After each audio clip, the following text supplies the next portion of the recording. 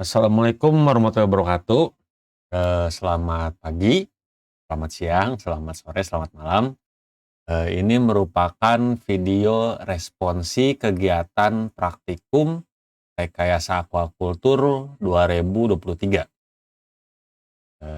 Singkat, tidak akan terlalu banyak, tidak akan terlalu lama videonya, tidak terlalu banyak juga yang akan saya sampaikan.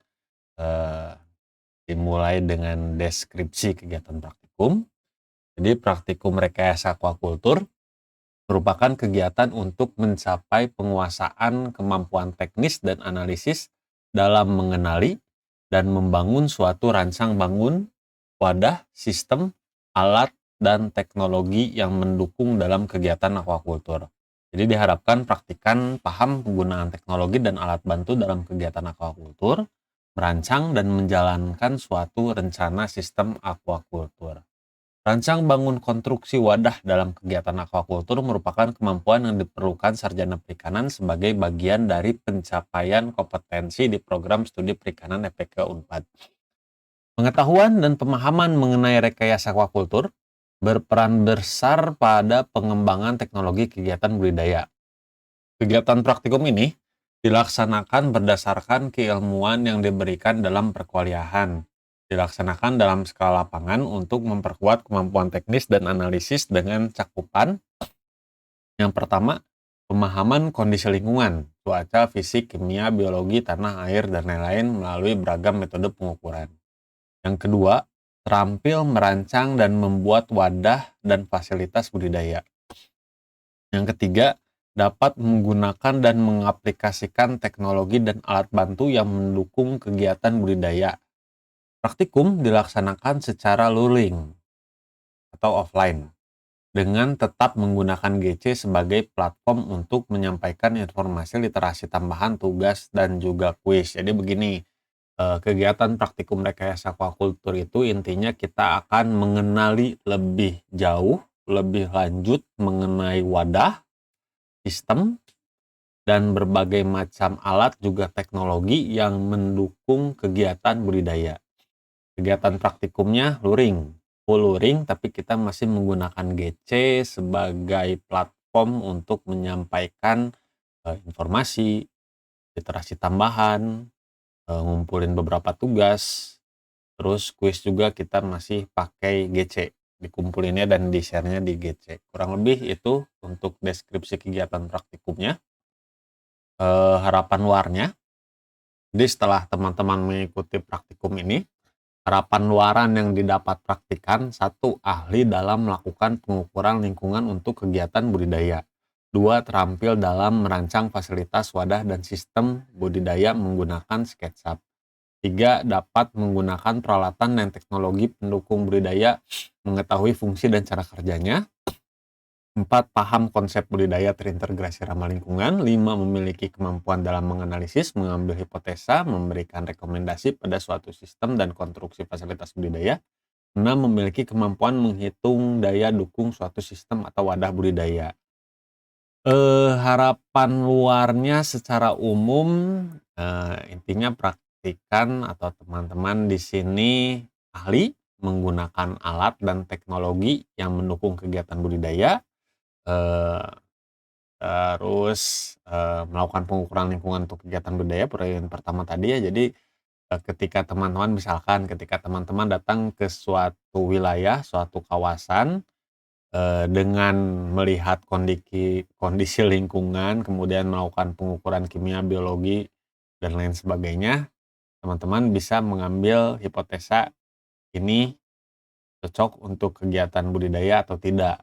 Kalau misalkan cocok, ikan yang cocok ikan apa, kurang lebih seperti itu. Untuk teknologinya juga, penggunaan alat dan teknologi ya diharapkan setelah praktikum ini teman-teman akan lebih terampil. Kayak misalkan penggunaan heater aja yang sederhana ya, heater kan bukan teknologi yang gimana gitu, dia cuman manasin air. Tapi kan mungkin banyak di antara teman-teman yang tidak tahu, heater itu kan ada wattnya. Tiap watt itu dia punya kapasitas maksimal buat naikin suhu. Yang 50 watt di tank air 1 kubik teman-teman setting 30 ya akhirnya nggak bakal mungkin sampai 30. Jadi di bungkusnya itu kalau kita tidak melihat dari wattnya, biasanya ada tulisannya untuk kapasitas berapa liter. Terus biasanya dia kalau udah panas, mati. Ada yang kayak gitu, ada yang memang dia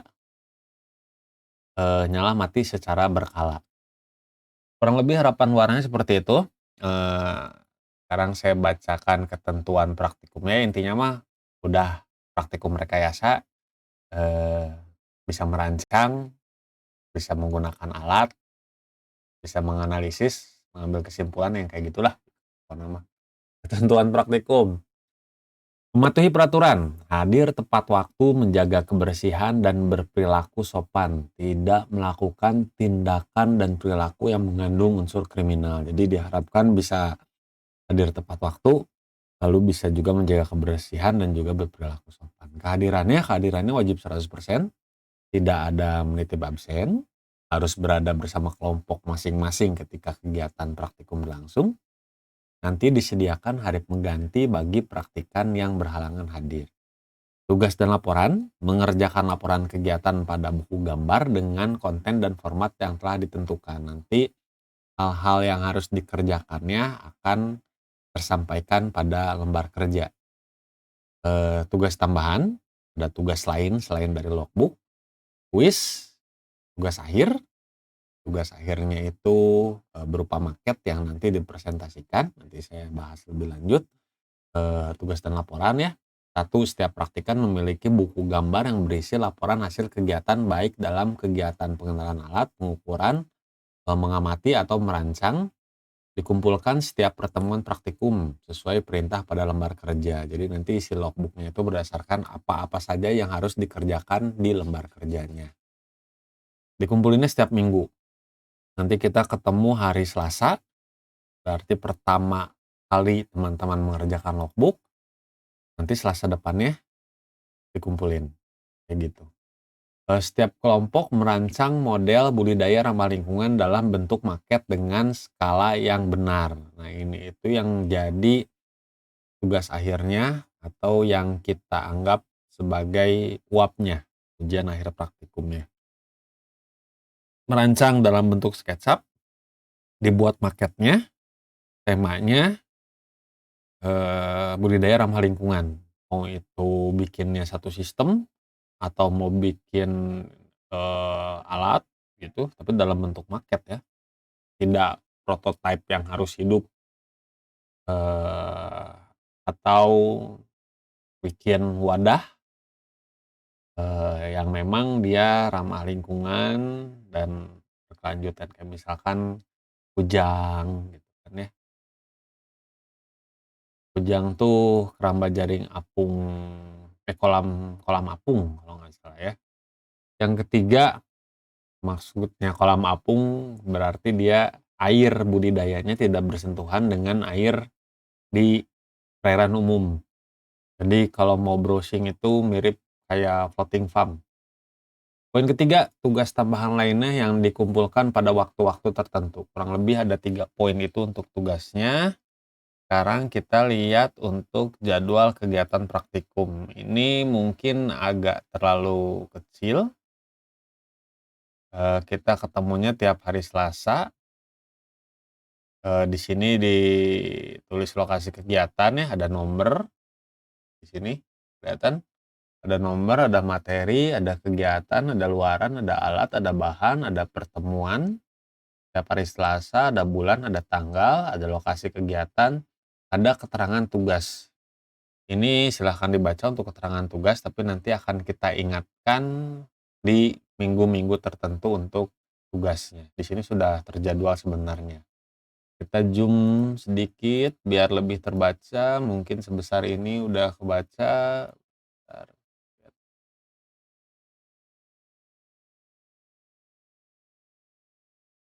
Nah, ini kayaknya udah kebaca ya. Oke, di sini ada kurang lebih berapa? 13 atau berapa ya? Ada 13 poin 2014 dengan kegiatan ujian. Ini agak kita padatkan soalnya saya juga baru tahu kemarin kalau ternyata teman-teman ini tanggal 20 Mei sudah mulai PKL. Jadi yang awal rencananya kita berkegiatan sampai akhir Mei, eee, ditarik ke belakang, jadi kita harus sudah selesai pertengahan Mei. Pertama dari responsi, kegiatan luaran, nah ada alat bahan yang kita pakai, kelihatan nggak ya? Bentar ya, saya tarik lagi ke atas. Nah, kayak gini. Bahan, ini kenapa warna kuning? Lokasi kegiatan GC yang warna kuning ini berarti tidak masuk ke dalam kegiatan reguler. Berarti dia bisa dilakukan kapan saja, tentatif. Ketika video ini di-post, teman-teman melihat video ini, berarti teman-teman sudah responsi. Sudah disampaikan materi dan kegiatan apa saja yang akan kita lakukan untuk kegiatan rekayasa aquacultur. GC diharapkan setelah teman-teman melihat video responsi ini ya, setelahnya teman-teman menginstal SketchUp, lalu memiliki logbook dengan format yang sama, disampul, berlabel, kasih nama kelas, kelompok, nama, NPM, buku gambar, ukurannya cukup A4 aja. Nah, tanggal 21 ini kita langsung ada 3 poin.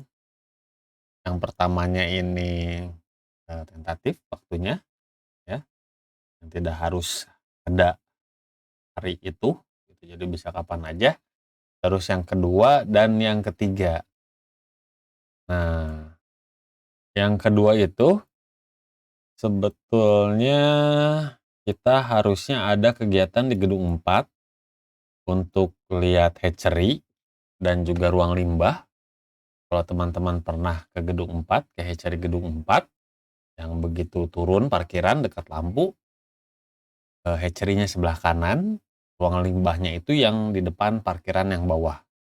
Yang di dekat kolam selam yang sedang diperbaiki itu adalah ruang pengolahan limbah buangan dari hatchery. Harusnya kita ada kegiatan di sana, tapi karena sedang diperbaiki jadi kita lewat. Dan untuk pengenalan SketchUp-nya akan saya berikan secara daring. Jadi bisa teman-teman akses kapan saja. Bisa melihat dulu kemudian mencoba mengerjakan, bisa sambil melihat sambil mengerjakan, atau bisa langsung mengerjakan tanpa perlu melihat tutorial atau cara-cara yang diberikan di video mengenai SketchUp. Kegiatannya penggunaan tools pada SketchUp dalam merancang atau membuat fasilitas budidaya, praktikan dapat menggunakan tools ada pada SketchUp. Sebenarnya tidak terlalu sulit ya, nanti di video juga dijelasin, ada yang namanya tool get model. Jadi teman-teman kalau misalkan perlu fiber, ya nggak usah bikin fiber gitu, langsung search aja fiber, terus keluar banyak template-nya, tinggal dimasukin ke layout yang udah teman-teman rencanakan. Maret, 21 Maret ya itu, ini bisa diakses kapan saja, harusnya warnanya juga kuning, ini karena bisa diakses kapan saja. Kita kasih warna kuning dulu aja ya.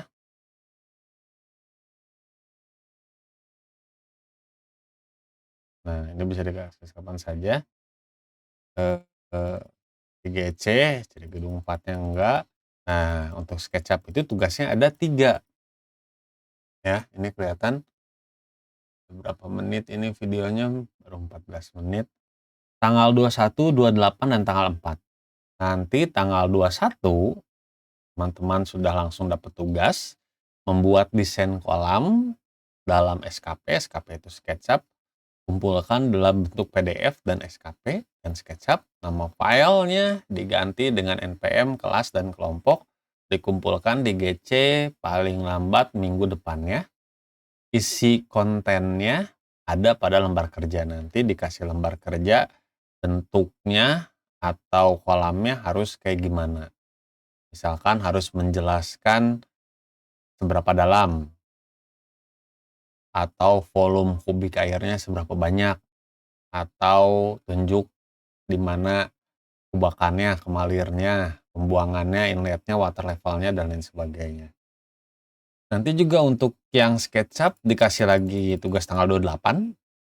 Ya, kalau tugas yang pertama ini kalau saya nggak salah itu cuman disuruh bikin 1 buah kolam lengkap bagiannya. Kalau tanggal 28 ini membuat desain kolam berseri atau paralel, sistem pengairannya kalau nggak berseri, paralel, minimal 8 kolam, kumpulkan dalam bentuk PDF dan SKP, nama file, NPM, kelas, kelompok, dikumpulkan di GC di minggu selanjutnya 4 April. Nanti isi kontennya juga ada pada lembar kerja. Oh banyak 8, sebenarnya nggak banyak ya kalau misalkan kita eh, bikin di SketchUp itu kalau udah jadi satu tinggal di copy paste gitu. Terus tinggal dipas-pasin ukurannya atau saluran air penghubungnya. Yang terakhir itu tanggal 4 April. 4 April itu membuat desain sistem budidaya ramah lingkungan berkelanjutan dalam SKP, kumpulkan dalam bentuk PDF dan SKP. Ya, jadi semuanya ada file PDF-nya, terus ada SKP-nya, file SketchUp-nya. Nanti kalau teman-teman bikin SketchUp itu save as-nya, nah itu yang dikirim SKP-nya. Nama filenya cukup dikasih nama kelompok, dikumpulkan di GC 18 April. Berarti kurang lebih 2 minggu kemudian. Yang lainnya seminggu, yang ini 2 minggu. Isi kontennya juga sama, ada pada lembar kerja. Nah, yang tanggal 14 April ini yang teman-teman akan buat maketnya.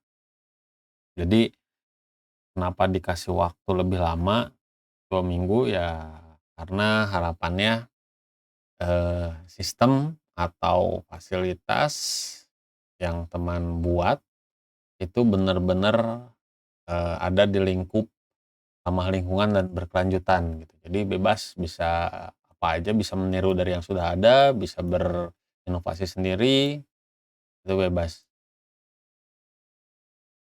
Oke, selanjutnya yang keempat, yang ketiga.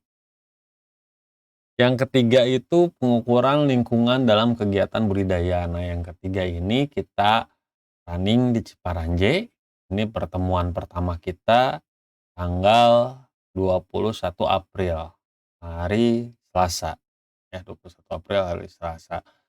Nanti saya kasih juga videonya. Kegiatannya kurang lebih seperti yang ada pada video yang akan saya share di GC.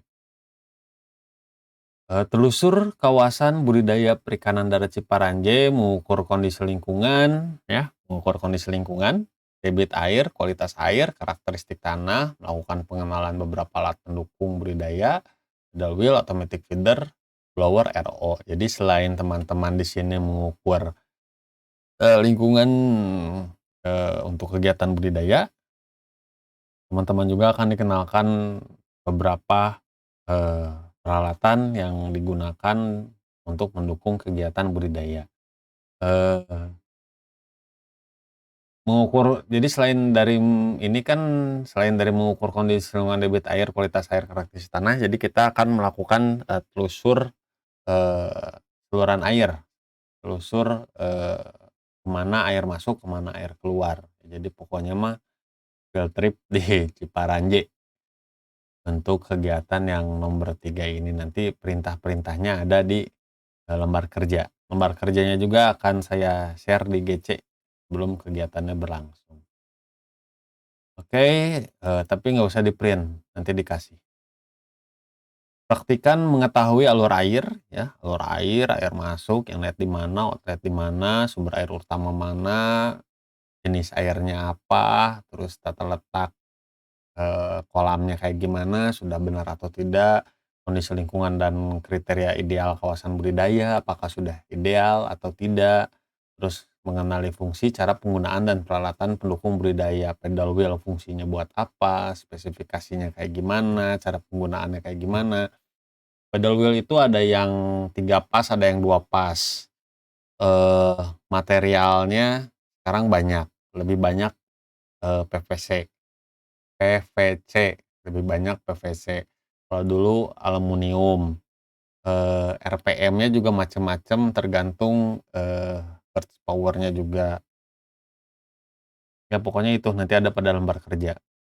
Ini alatnya kurang lebih ini baskom, bola pingpong, meteran, stopwatch, pemeter, TDS-meter, gas ukur, berbagai macam alat untuk mengukur kualitas air ya, itu terminal listrik, pedal wheel, automatic feeder, blower, RO. RO tahu reverse osmosis, itu yang suka ada di tukang galon isi ulang. Test kit dan ikan-ikan yang ada di kolam.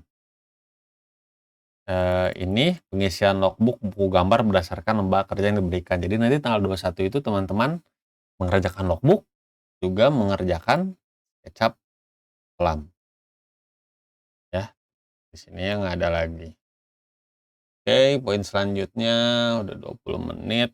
Wadah dalam aquaculture, kolam terpal. Di sini teman-teman akan mendesain dan membuat kolam terpal persegi kotak. Praktikan dapat membuat kolam terpal dan menggunakan peralatannya. Peralatan itu maksudnya peralatan yang digunakan untuk membuat kolam terpal. Heat gun, roller, gunting, cutter, meteran, gergaji, terminal listrik. Kegiatannya sederhana, cuman bikin kolam terpal. Kolam terpalnya harus tidak bocor, jadi harus rapat, harus rapat dan rapih. Itu minggu depannya lagi tanggal 28 kegiatannya di Ciparanjay. Desain kolam terpal dibuat, kolam terpalnya selain digambar juga dibuat, eee, ya. Desain 1 unit kolam terpal lengkap dengan bagian-bagiannya dan alat pendukungnya, beri keterangan komoditas yang dipelihara, sistem yang diaplikasikan, dan kapasitasnya. Jadi nanti untuk di gambarnya itu silakan lengkapi dengan bagian-bagian dan alat pendukungnya. Misalkan kolam terpal, debit air yang masuk rendah, tulis berapa liter per menit, ya. Kira-kira alat bantunya harus apa biar oksigennya tetap terpenuhi, kasih blower atau apa gitu ya. Jadi itu untuk kegiatan yang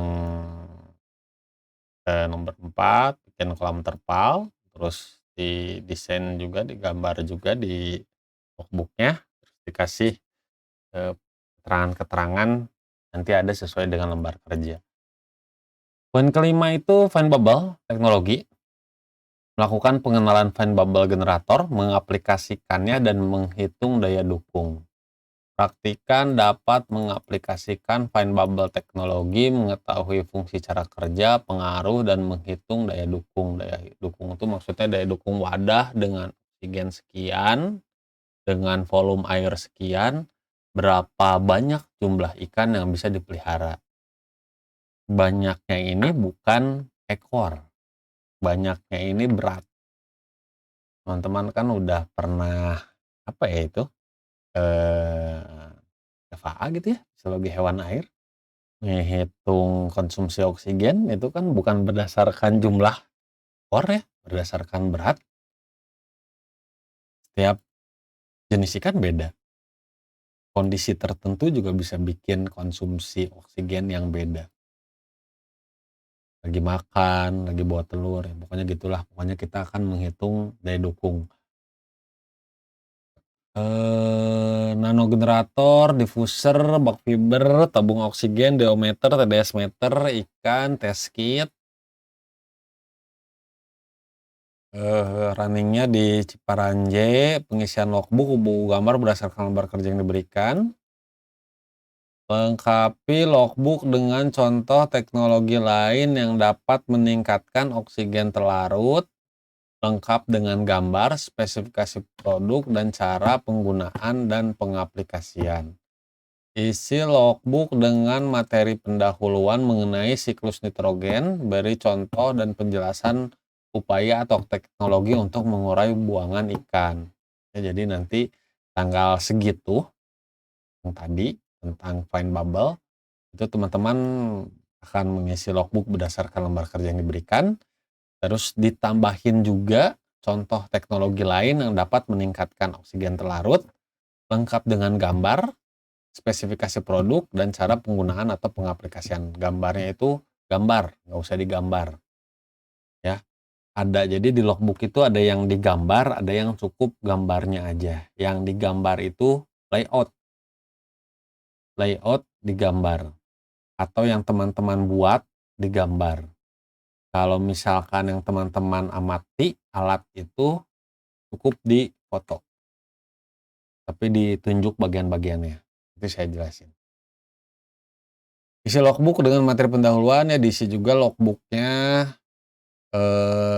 mengenai siklus nitrogen, terus dikasih contoh dan penjelasan upaya atau teknologi untuk mengurai buangan ikan organik telarut, misalkan filter atau ammonia removal, atau misalkan pengurai amonia, pokoknya terserah, bebas, kasih contoh. Nah, ini warna kuning.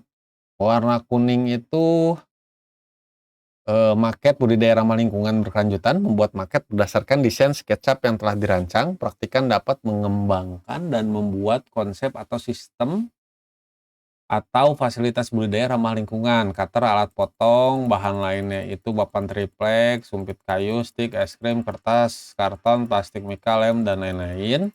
Yang dikasih warna kuning karena tidak harus dikerjakan waktu kegiatan praktikum berlangsung. Intinya, ketika bahannya sudah tersedia, teman-teman sudah bisa mulai mengerjakan. Kalau misalkan sudah tersedia di minggu sebelumnya, ya teman-teman sudah bisa mulai mengerjakan biar lebih cepat selesai, ya. Karena nanti penilaiannya itu kayak bikin mini pameran. Kayak bikin mini pameran, nanti pengampu akan berkeliling, bertanya-tanya, dan teman-teman silakan mempresentasikan. Hasil desain sistem budidaya ramah lingkungan berkelanjutan dibuat maketnya, buat juga X-banner yang menjelaskan sistem tersebut, dijadikan bahan uap dalam sistem presentasi pada mini pameran. Jadi nanti selain maket, lengkapi juga dengan banner, X-banner, bukan banner, X-banner yang menjelaskan mengenai sistem tersebut, ya, mengenai sistem tersebut. Nah, ini itu bahan untuk uap. Ini bahan untuk uap. Oke, saya bacakan selanjutnya itu filtrasi dan resirkulasi water system. Melakukan pengenalan peralatan filtrasi dalam sistem RAS, mengaplikasikan dan mengukur pengaruhnya. Praktikan dapat mengaplikasikan sistem RAS, mengetahui fungsi alat dan bahan, serta mengetahui pengaruhnya. Kita pakai kanister, filter UV, filter gravitasi, pompa submersible, media filter zeolite, biobol, dacron, filter mat, dan lain-lain. Nanti ada ikannya, ada juga test kitnya, pengisian logbook, buku gambar berdasarkan lembar kerja yang diberikan, ya.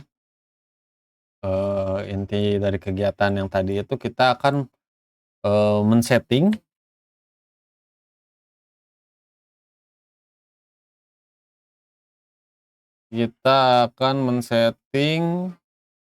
filter, bentar. Kita akan men-setting berbagai macam filter. Kita akan menggunakannya, mengaplikasikannya, dan menganalisis pengaruhnya.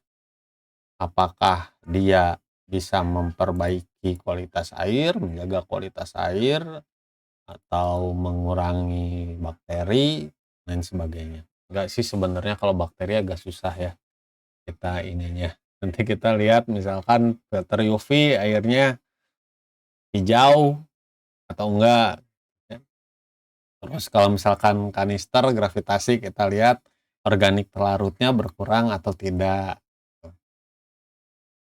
Yang kedelapan adalah peralatan dan teknologi pendukung budidaya. Pengenalan beragam alat bantu pada kegiatan budidaya. Materinya diberikan pada pertemuan-pertemuan lainnya. Praktikan mengetahui dan dapat menggunakan peralatan dan teknologi budidaya. Ini juga poin kegiatan praktikum. Di sini ditulis materi diberikan pada pertemuan-pertemuan lainnya. Di sini juga warna kuning. Pada pertemuan mana diberikannya? Ini kita kasih di pertemuan Yang ini juga kan alat dalam kegiatan budidaya, kanister, filter UV, filter gravitasi, pompa submersible, terus sebelumnya juga kita ada fine bubble generator, itu juga sama, alat teknologi pendukung budidaya. Terus kegiatan sebelumnya juga kita ada pedal wheel, automatic feeder, blower, RO, itu juga sama, alat pendukung kegiatan budidaya. Nah, ini kegiatannya untuk poin yang ini tidak harus dilakukan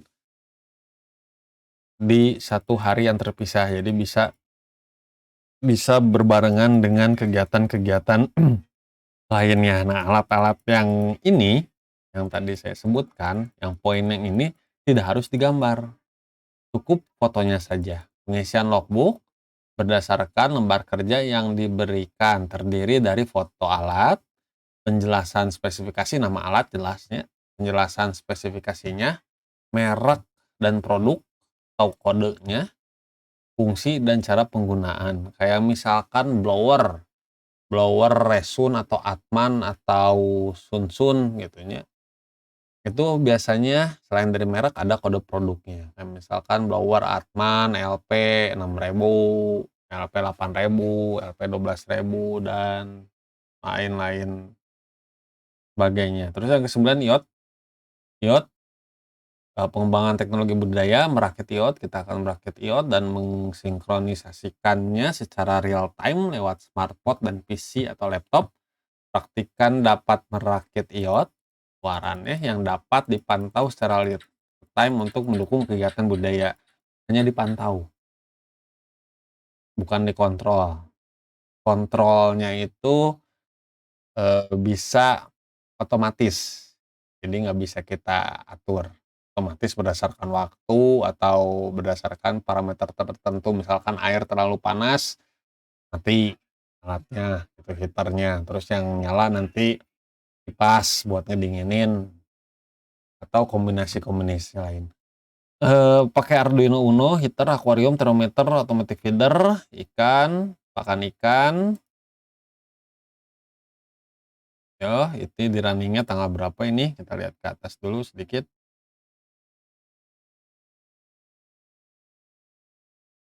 Ini di runningnya tanggal 18, waktu bulan puasa.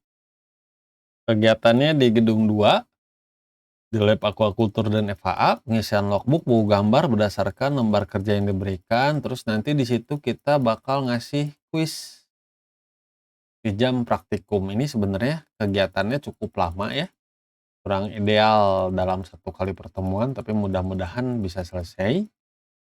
Enaknya ini dua pertemuan lah minimal, karena codingnya itu agak ini sering error, jadi harus diulang lagi. Kalau ngerakitnya mah gampang, tinggal nyolok-nyolok.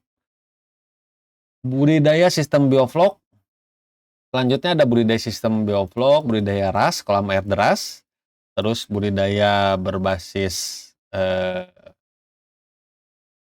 matching teknologi. Ntar bawah dulu. Nah ini ya, sistem bioflok, ras, kolam air deras, budidaya berbasis machine learning iot, ujian praktikum. 3 poin ini di running secara bersamaan. Pertama, mengaplikasikan sistem RAS, melakukan pengamatan, pengukuran, dan analisis.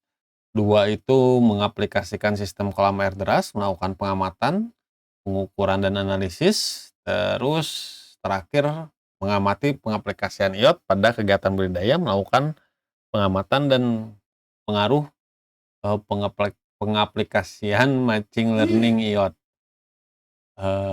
Praktikan dapat mengaplikasikan konsep sistem RAS mulai dari tahapan pemeliharaan hingga analisis hasil. Praktikan dapat mengaplikasikan konsep sistem bioflok mulai dari tahapan pemeliharaan hingga analisis hasil. Ya, oh ini salah nulis, ini yang bioflok yang atas. Ini bukan bioflok, ini kolam air deras. Bentar. Kolam air deras mulai dari tahapan pemeliharaan hingga analisis hasil. Kalau yang terakhir, praktikan dapat mengaplikasikan IoT yang digunakan untuk kegiatan budidaya. Jadi nanti untuk, machine learning IoT-nya itu bukan yang teman-teman rakit di kegiatan sebelumnya, tapi yang sudah dibuat dan diaplikasikan. Ini kegiatannya di Expedka. Expedka itu yang ada di dekat Sekre Karamba, di mana ya saya ngejelasinnya, Expedka itu Perinji yang dekat Embung, di bawah Embung Pajajaran. Ini kita bakal running sekaligus, ya, nanti ada lembar kerjanya. Jadi nanti bakal dibagi-bagi kelompok untuk teknis kegiatannya. 2 minggu ini kita akan berkegiatan di Pedka. Kita akan mengamati bagaimana sistem RAS berjalan, bagaimana sistem biovlog berjalan, bagaimana kolam air deras berjalan, terus bagaimana IoT ini diterapkan pada kegiatan budidaya. Nanti di sana ada yang ahli soal IoT, di sana ada kolam terpal dengan sistem resirkulasi, ada kolam tembok dengan sistem resirkulasi. Pokoknya 2 minggu itu kita bakal berkegiatan di eh, Pedka, kolam Pedka di Perinci. Untuk yang terakhir itu ujian praktikum, ya. Presentasi maket budidaya ramah lingkungan, praktikan membuat desain maket, ya, yang udah dibuat, desainnya yang sudah ditugaskan. Terus maketnya juga dibawa, X-banner-nya juga jangan lupa dibawa. Kegiatannya di pelataran gedung 2, maket jadi dan file desain dalam bentuk PDF SKP, satu lagi X-banner. Jadi nanti pengampu akan berkeliling dan memberi penilaian maket yang teman-teman buat. Pengampunya siapa? Pengampunya ya dosen pengajar. Cuma nanti dari tim praktikum juga sama akan melakukan penilaian.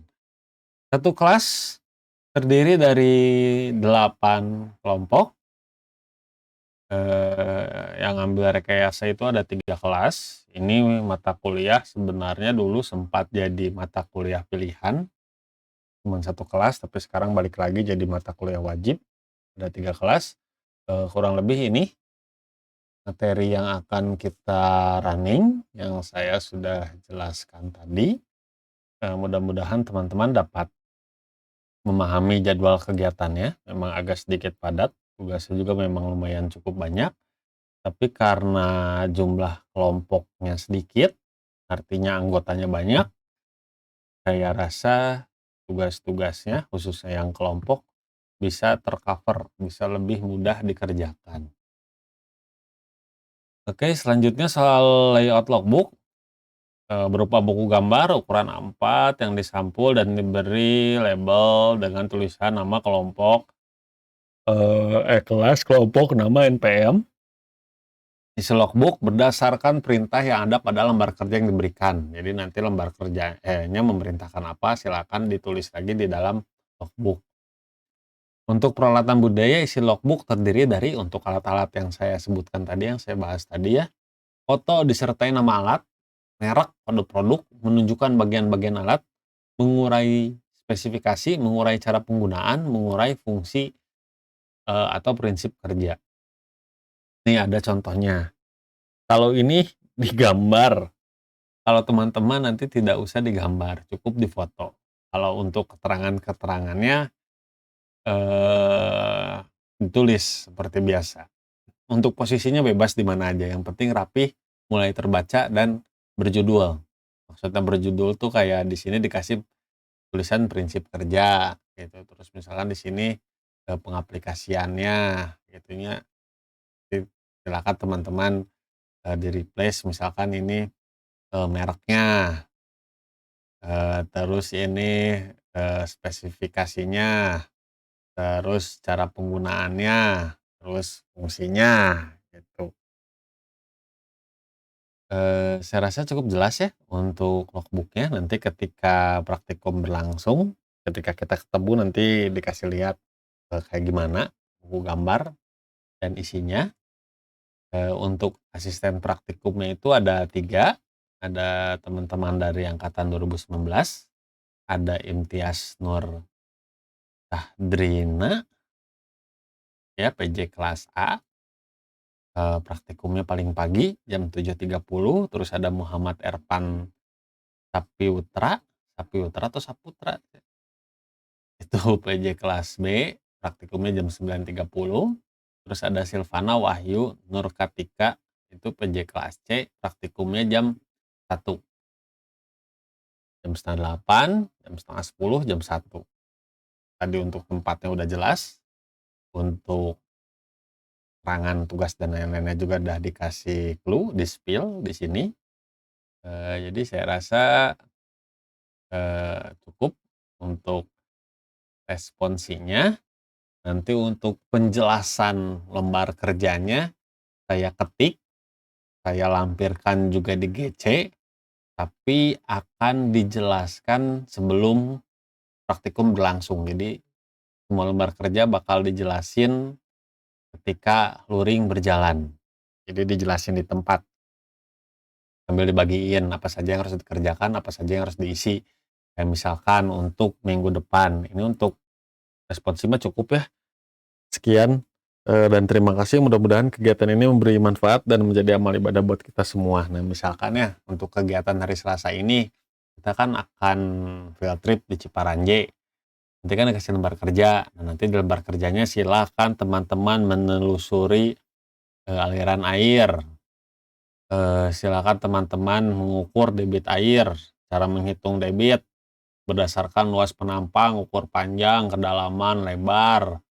Eh, Terus pakai pelampung atau pakai apa gitu ya, pakai kayu atau pakai bola pingpong, dihanyutkan, dihitung waktu, diulang beberapa kali, terus berapa debitnya nanti itu dijelasin waktu kegiatan praktikum luring, atau kualitas air yang mau diukur apa aja, alat yang dipakai apa aja, pH meter, misalkan diometer, terus kita pakai test kit yang dipakai apa aja, cara makainya gimana, test kit itu mirip dengan titrasi ya, tapi lebih, apa namanya, lebih bukan sederhana sih, lebih mudah, bukan lebih mudah ya, lebih sederhana sih, tapi range-nya itu jauh.